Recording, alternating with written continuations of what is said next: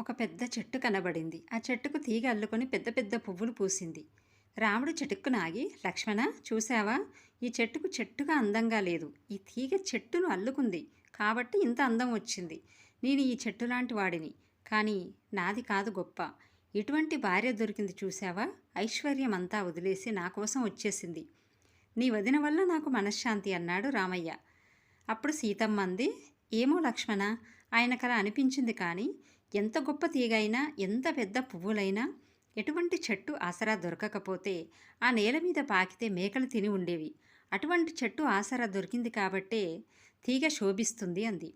సీతారాములిద్దరూ లక్ష్మణస్వామిని అడిగారు, తీగ వల్ల చెట్టు కందమా, చెట్టు వల్ల తీగ కందమా అని. చెట్టు వల్ల తీగకో, తీగ వల్ల చెట్టుకో నాకు తెలియదు గాని అల్లుకున్నటువంటి తీగతో కలిసి ఉన్నటువంటి చెట్టు నీడలో విశ్రాంతి తీసుకున్న బాటసారినైన నాది అదృష్టం అని చెప్పారు లక్ష్మణస్వామి. జై శ్రీరామ్.